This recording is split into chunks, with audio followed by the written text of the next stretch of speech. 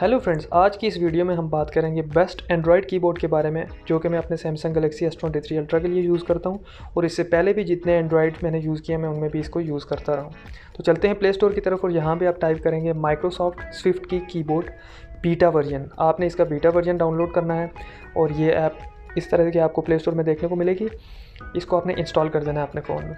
मैं आपको यहाँ पे 4-5 कीबोर्ड्स के बारे में नहीं बताऊँगा, सिर्फ इस कीबोर्ड के बारे में बताऊँगा। और नेक्स्ट टाइम मेरे ख्याल से आप कभी भी एंड्रॉयड में इसके अलावा किसी कीबोर्ड को यूज़ नहीं करेंगे। एप्लीकेशन को डाउनलोड हो जाने के बाद आप एक तो डायरेक्टली यहाँ से भी इसकी सेटिंग्स में जा सकते हैं इस ऐप को ओपन करके। अब यहाँ पे ओपन करते साथ वो आपको बताएगा कि आपका ये कीबोर्ड डिफ़ॉल्ट नहीं है, सो आप इसको सेटिंग्स में जाके डिफ़ॉल्ट कर दें। तो अपने फ़ोन की सेटिंग्स में जाएंगे, आप कीबोर्ड एंड लेआउट्स में जाएंगे और यहाँ पे आप जनरल मैनेजमेंट में आपको नज़र आ जाएगा keyboard list and default.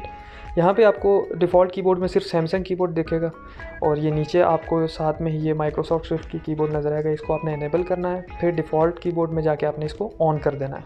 Keyboard को ऑन कर देने के बाद हमने इसकी कुछ बेसिक सेटिंग्स करनी है, जैसे कि हम यहाँ से भी डायरेक्टली इस ऐप को एक्सेस कर सकते हैं। और अगर आप चाहें तो किसी भी टाइपिंग एप्लीकेशन में, जैसे कि ये सैमसंग नोट्स में हम चले गए, यहाँ से भी हम इस कीबोर्ड को एक्सेस कर सकते हैं। इन 3 डॉट्स पे आप क्लिक करें, ये आपको डॉट्स दिख रहे हैं, इनको क्लिक करके आप यहाँ से सेटिंग्स में जा सकते हैं इस कीबोर्ड की। और यहाँ से शुरू होता है इस कीबोर्ड का असल काम। सबसे पहले आपने अपने अकाउंट को लॉगिन कर देना है, ताकि कभी भी आप इस कीबोर्ड को कहीं भी यूज़ करेंगे तो आपका डेटा इसमें सेव रहेगा। तो मैं साइन इन विद गूगल करता हूँ, आपके पास अगर माइक्रोसॉफ्ट का अकाउंट आप उससे भी साइन इन कर सकते हैं। ये सारी इन्फॉर्मेशन को अलाउ कर दें और इसको ज़रूर आपने येस कर देना है। ये वो कह रहा है कि आप जो भी टाइप करते हैं वो हिस्ट्री कीबोर्ड ये सेव करता रहेगा, फिर जिससे ये अच्छा आपको सजेशन देगा। इसके बाद हम लैंग्वेजेस में जाते हैं। बाय डिफ़ॉल्ट आपको एक ही लैंग्वेज देखने को मिलेगी। हम ऑल लैंग्वेजेस में जाके अपनी कोई भी जो नेटिव लैंग्वेज है उसको यहाँ पे सर्च करके, जैसे कि मेरी उर्दू है तो मैं उर्दू में जितनी भी यहाँ पे आ रही है मैं इन दोनों को डाउनलोड कर दूँगा। ये हमने एक डाउनलोड की। अब हम इसको डाउनलोड करने के बाद आपने ऑन भी करना है, इसको इनेबल करना है। इसको करने का फ़ायदा ये है कि आप कुछ भी दूसरी जो लैंग्वेज अभी हमने डाउनलोड की, इसका फ़ायदा ये है कि आप कुछ भी इंग्लिश में टाइप करेंगे तो वो साथ में उर्दू में या आपकी नेटिव लैंग्वेज में साथ में उसको सजेस्ट कर रहा होगा, रेकमेंड कर रहा होगा उस वर्ड को। तो आप इन दोनों को ऑन कर लें। अब इसको ऑन कर लेने के बाद हम देखते हैं इस कीबोर्ड को।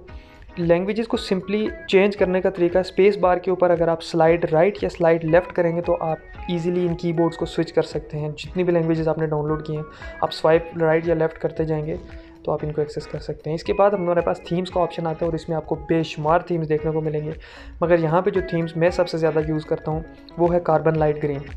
इस तरह का कुछ इसका प्रीव्यू है, ग्रीन कलर में आपको ये देखने को मिलेगी। अमेजिंग थीम है। इसके बाद भी आप इसमें टन्स ऑफ थीम्स को ट्राई कर सकते हैं, जैसे कि ये थीम डाउनलोड हो जाने के बाद आपको इस तरह से दिखेगी। इसके अलावा भी अगर आप कोई थीम देखना चाहते हैं, जैसे कि यहाँ पे हम किसी और थीम को भी डाउनलोड कर देते हैं, जैसे कि ये फीदर लाइट है।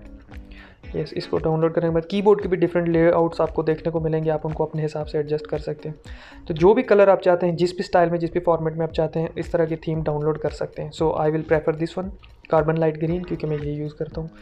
थीम्स में जो भी आप डाउनलोड करेंगे वो योर्स वाले सेक्शन में आपको यहाँ देखने को मिल जाएंगी। और अगर आप चाहते हैं कोई अपनी थीम बनाए तो आपको कस्टमाइज्ड वाले इस सेक्शन में आप अपना पूरा लेआउट बना सकते हैं। Then we go to next section, that is typing. इसमें आपको बहुत सारी बेसिक सेटिंग्स मिल जाएंगी, जैसे कि पहला ऑप्शन आपने एज इट इज़ रहने देना है।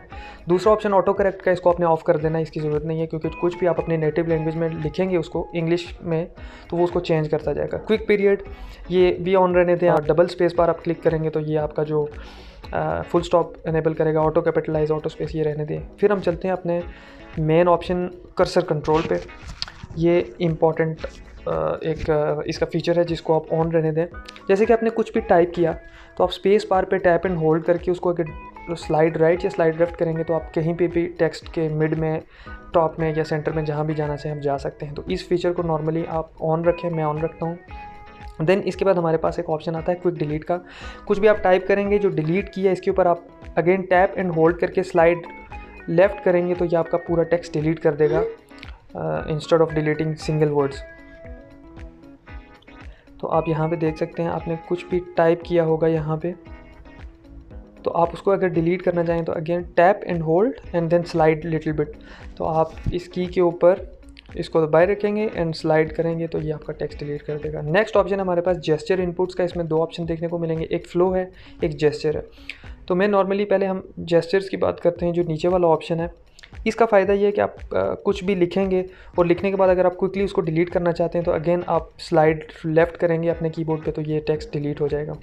But I will not enable this option. हम फ्लो वाले ऑप्शन पे जाते हैं। इसका फ़ायदा ये है कि आप अपने फिंगर को स्लाइड करते जाएंगे किसी भी वर्ड पे। जैसे मैं टाइप करता हूँ हाउ आर यू, तो हम by sliding very smoothly we can write any word.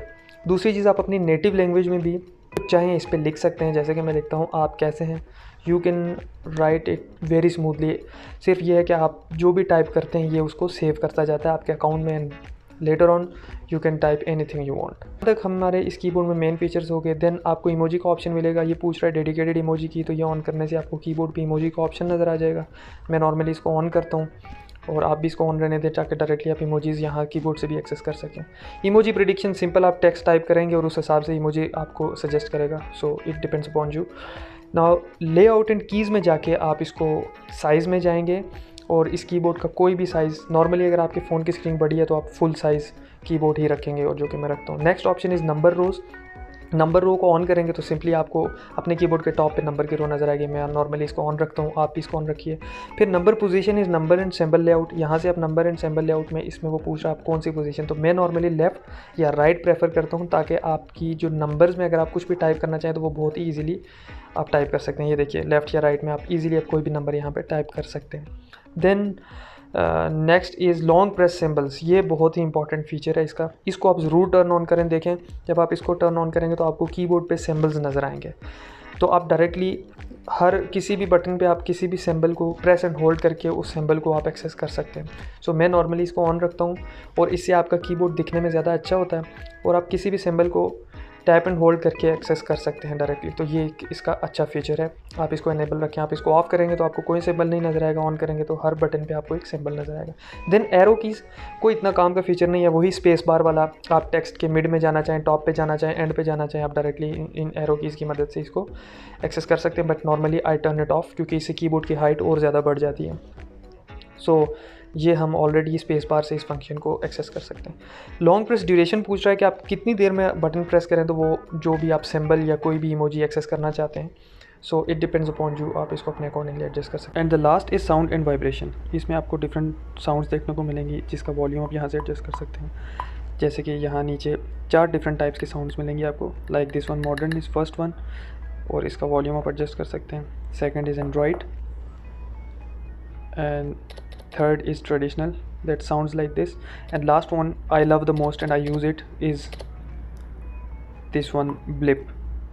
ये साउंड आप यूज़ कर सकते हैं, ये बहुत ही अच्छी साउंड क्वालिटी है। और काइंडली आप जो इसका वॉल्यूम है, साउंड का वॉल्यूम, वो 4 या 5 लेवल से ज़्यादा ना रखें क्योंकि आप फुल रखेंगे तो आप इसकी साउंड से इरिटेट होंगे।